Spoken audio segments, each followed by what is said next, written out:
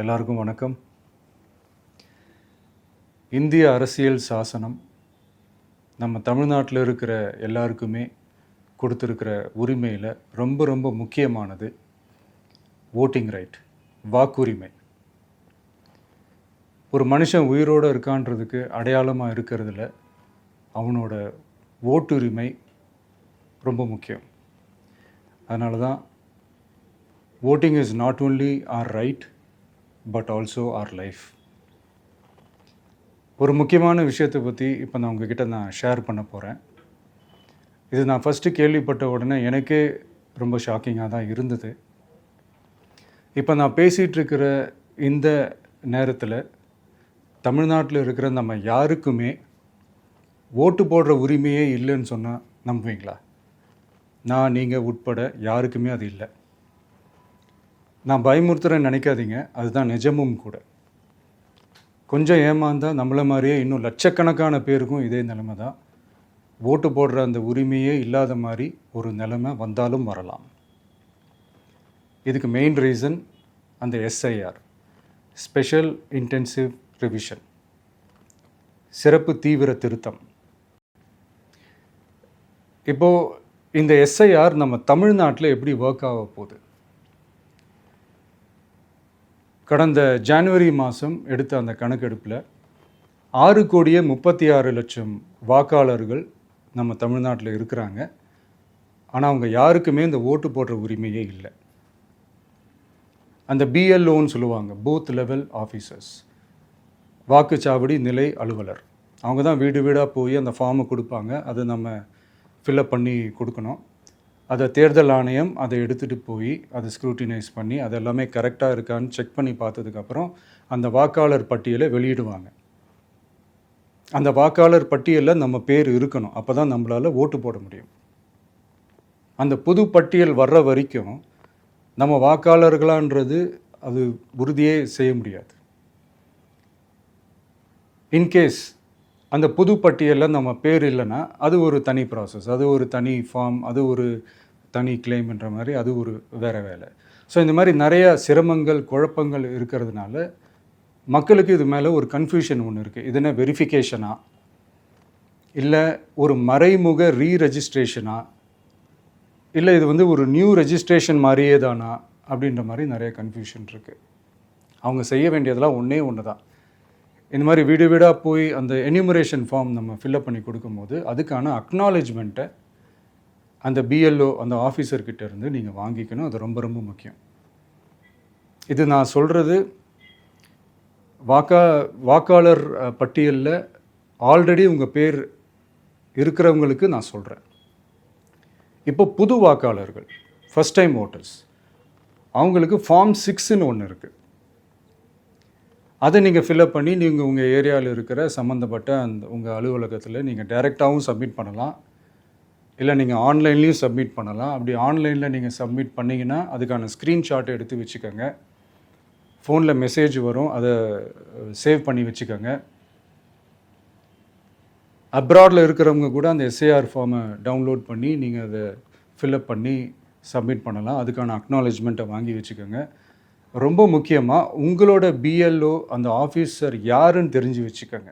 இந்த தேர்தல் ஆணையம் அந்த வெப்சைட்டில் போனீங்கன்னா அந்த பர்டிகுலர் பிஎல்ஓ ஆஃபீஸரோட ஃபோன் நம்பர் கூட நீங்கள் எடுத்து வச்சுக்கலாம். இன்கேஸ் உங்களை யாரையும் ரீச் பண்ணலை இல்லை உங்களுக்கு அந்த ஃபார்ம் கிடைக்கல அப்படின்னா நீங்கள் அவரை காண்டாக்ட் பண்ணி அந்த ஃபார்மை வாங்கி நீங்கள் ஃபில்அப் பண்ணி நீங்கள் சப்மிட் பண்ணலாம். ரொம்ப முக்கியமாக அதுக்கான அக்னாலேஜ்மெண்ட்டை வாங்கி வச்சுக்கோங்க. இது எல்லாமே சரியாக செஞ்சாலும் இந்த எஸ்ஐஆர் மேலே சில டவுட்ஸ் இருக்குது. அது என்னென்னா, இந்த 6,36,00,000 வாக்காளர்களுக்கு ஒருத்தர் விடாமல் இந்த ஒரே மாதத்துக்குள்ளே எப்படி எல்லாருக்குமே அந்த ஃபார்ம் போய் ரீச் ஆகும்? ஒன்று. ரெண்டாவது, நீங்கள் வரும்போது வீட்டை பூட்டிட்டு வேலைக்கு போயிட்டு என்ன பண்ணுறது? இப்போ நீங்கள் வருவீங்கன்றதுக்காக வேலையெல்லாம் விட்டுட்டு வீட்டுக்குள்ளேயே உட்காந்துட்ருக்கணுமா? ஸோ இதில் மெயினாக பாதிக்கப்பட போகிறது உழைக்கிற மக்கள், ஏழைகள், வேலைக்கு போகிற பெண்கள். இவங்களுக்கு யார் கரெக்டான அந்த பதில் சொல்ல போகிறது? ஒரு நியாயமான எஸ்ஐஆர்னால் என்ன நடக்கணும்? இப்போது இறந்து போனவங்கள மார்க் பண்ணி அதுலேருந்து டிலீட் பண்ணணும். இப்போ போலி வாக்காளர்கள் இருந்தாங்கன்னா அவங்கள மார்க் பண்ணி டிலீட் பண்ணணும். இப்போ ஆல்ரெடி ஓட்டு இருக்கிறவங்களுக்கு எதுக்கு இந்த ரெஜிஸ்ட்ரேஷன் என்ற பேரில் இவ்வளவு குழப்பங்கள் அப்படின்றது தான் இங்கே கேள்வி. இப்போ புதுசாக வர வாக்காளர்களையோ இல்லை ஓட்டு இல்லாதவங்களையோ சேர்த்தா பத்தாதா? இப்போ ரீசெண்டாக நடந்த இப்போ எலெக்ஷன் 2021, 24 எப்படி எல்லாருமே ஓட்டு போட்டோம்? அதில் ஓட்டு போட்டவங்க கூட இப்போ புதுசாக ரெஜிஸ்டர் பண்ணணும்னா அது ஏன் அந்த கன்ஃபியூஷன் அப்படின்றத நாங்கள் கேட்குறோம். அதனால தான் நாங்கள் எஸ்ஐஆரை எதிர்க்கிறோம். இப்போ புதுசாக சில கம்ப்ளைண்ட்ஸ்லாம் வர ஆரம்பிக்குது. அது என்னென்னா முக்கியமாக நம்மளுடைய டிவிகே தோழர்களுக்கு அந்த ஃபார்ம் கிடைக்க மாட்டேங்குது, கொடுக்க மாட்டேன்றாங்க அப்படின்ற சில கம்ப்ளைண்ட்ஸ். இது யார் பண்ணுறாங்க அப்படின்றது நான் தான் சொல்லி தெரிய வேணும்னு ஒன்றும் அவசியம் இல்லை உங்களுக்கு. இப்போ இருக்கிற ஆட்சியாளர்கள் அவங்களுக்கு கைப்பாவையாக இருக்கக்கூடிய சில பேர் வந்து இதை செய்ய ஸ்டார்ட் பண்ணியிருக்கிறாங்க. அதனால் மைடியர் வர்ச்சுவல் வாரியர்ஸ், இதை வந்து சாதாரணமாக எடுத்துக்காதீங்க. இது எல்லாருக்குமே அந்த ஃபார்ம் போய் ரீச் ஆகணும். இதில் ரொம்ப உறுதியாக இருங்க. அதையும் மீறி உங்களுக்கு அந்த ஃபார்ம் கிடைக்கலன்னா இருக்கவே இருக்கும் ஆன்லைன். தேர்தல் ஆணையம் அந்த வெப்சைட்டில் போய் அந்த ஃபார்மை டவுன்லோட் பண்ணி நீங்கள் ஃபில்அப் பண்ணி சப்மிட் பண்ணலாம். உங்கள் வீட்டில் இருக்கிறவங்களுக்கு நீங்கள் செஞ்சு கொடுங்க, பக்கத்து வீட்டில் இருக்கிறவங்களுக்கு செஞ்சு கொடுங்க, தெரிஞ்சவங்களுக்கு, தெரியாதவங்களுக்கு, பழகினவங்களுக்கு, பழகாதவங்களுக்கு எல்லாருக்குமே நீங்கள் தயவு செஞ்சு கொடுங்க. அண்ட் ரொம்ப முக்கியமாக நம்ம ஜென்சி கிட்ஸ், நம்ம ஃபஸ்ட் டைம் ஓட்டர்ஸ், நம்ம புது வாக்காளர்கள், நம்ம நண்பா நண்பிகள், அவங்க ரொம்ப கேர்ஃபுல்லாக இருக்கணும். நான் ஆல்ரெடி சொன்ன மாதிரி உங்களுக்கான ஃபார்ம், அந்த ஃபார்ம் நம்பர் 6, அதை கரெக்டான டீட்டெயில்ஸோட கரெக்டான உங்கள் டாக்குமெண்ட்ஸை வச்சு அதை சப்மிட் பண்ணுங்கள். ஏன்னா வரப்போகிற தேர்தலில் நீங்கள் தான், அந்த ஜென்சி வாக்காளர்கள் தான் மிக முக்கியமான ஒரு ஃபோர்ஸ் அப்படின்றது எல்லாருக்குமே தெரிஞ்ச ஒரு விஷயம். அதனால் உங்களை டிஸ்டர்ப் பண்ணுறதுக்கு, உங்கள் பேரை அதில் இன்க்ளூட் பண்ணாமல் செய்கிறதுக்கு என்னென்ன வேலைகள் செய்யணுமோ, என்னென்ன தில்லுமுள்ளு வேலைகள் செய்யணுமோ எல்லாமே அவங்க செய்வாங்க. இது நமக்கு எல்லா திசையிலையும் எல்லா பிரச்சனைகள் கொடுத்துட்டு தானே இருக்கிறாங்க. அது டிஃபால்ட்டாக நடந்துட்டு தான் இருக்கும். அது ஒன்றும் பண்ண முடியாது. ஸோ அந்த மாதிரி ஓட்டு போடுற விஷயத்துலேயும் அவங்க என்ன உத்தரமராக மாறவா போகிறாங்க?